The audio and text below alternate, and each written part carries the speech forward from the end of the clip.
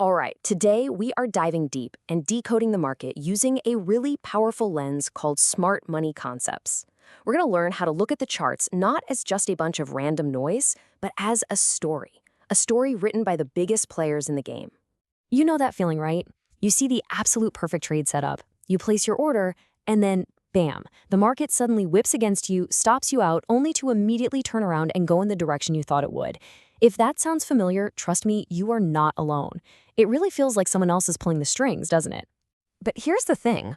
What if those string pullers, the big banks, the institutions, the so-called smart money, what if they actually leave clues behind?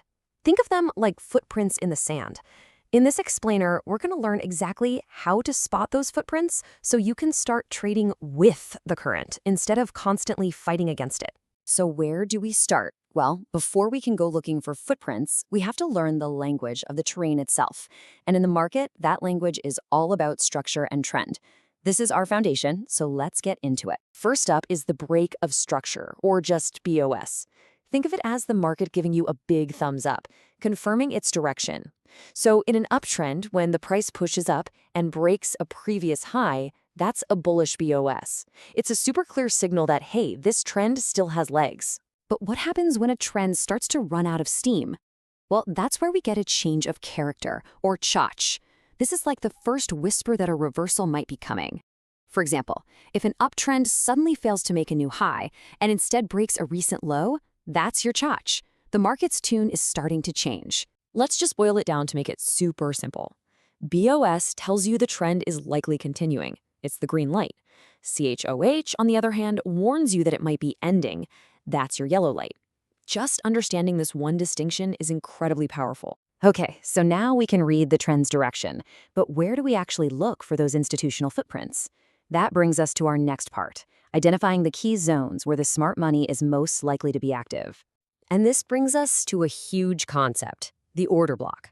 An order block is basically a specific candle on your chart that kicked off a massive, powerful move.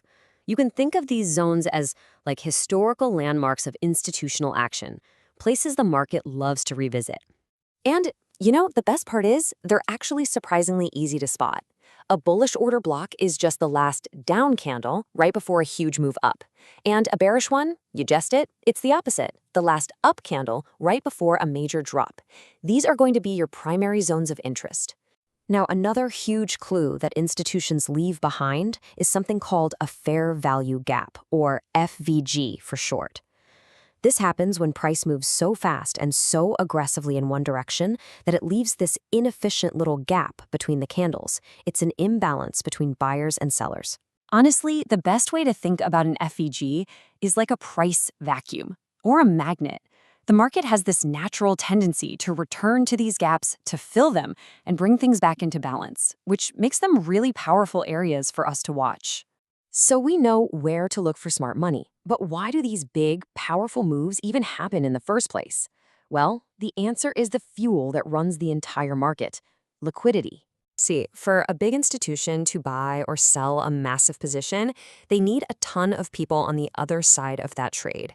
That giant pool of orders is liquidity. And guess where the biggest, most predictable pool of orders is? Yep, right where all the retail traders like us place our stop losses. And this leads to something called a liquidity sweep or a stop hunt. Institutions will deliberately push the price just past a key level where they know all those stop losses are clustered. They trigger the stops, grab all that liquidity to fill their own orders, and then they reverse the price in the direction they wanted to go all along.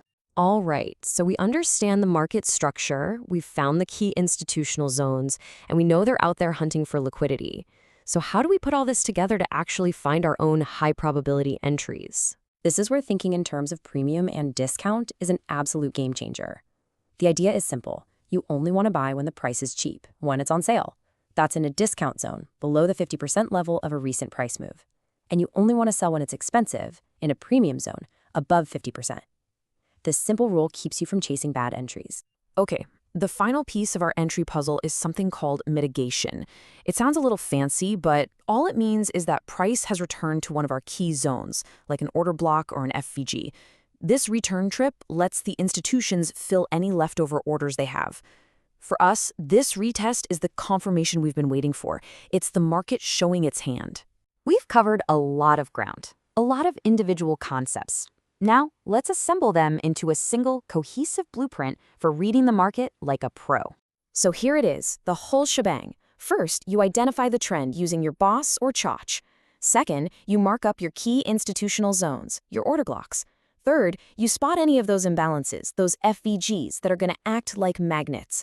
Fourth, you watch for and anticipate a liquidity sweep. Fifth, you confirm your entry is in a good premium or discount zone. And finally, you wait patiently for the price to come back and mitigate that zone, giving you a high probability trigger. And that really brings us to the core philosophy behind all of this. The goal isn't to try and fight the institutions. You can't, you won't win. The goal is to learn their language, follow their footprints, and trade with them, letting their massive order flow carry you right along with them. So, the next time you open up a chart, don't just see a bunch of random lines and candles. Look for the structure, look for the zones, look for the liquidity, look for the story that smart money is telling you.